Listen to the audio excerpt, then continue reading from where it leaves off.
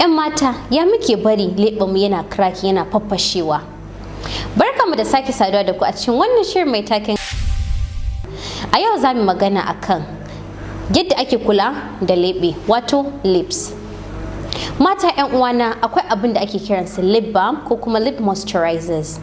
A koda yaushe ya kamata kina dan shafa saboda me leɓen shi ma a dinga kula da shi yana laushi da sauransu. Sai idan kika bar shi a haka balle yayi lokacin da ake sanyi zaki ga yana faffashewa yana tsatsagewa ke kanki ba za ki ji daɗi ba.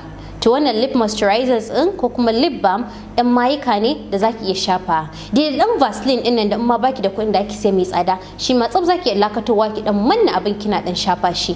Yayin kuma da zaki bacci shi ma yana da muhimmanci da ki shafa a leɓenki. Da fatan za mu iya kula da leɓenmu. Mun gode. Mu haɗa darasi na gaba.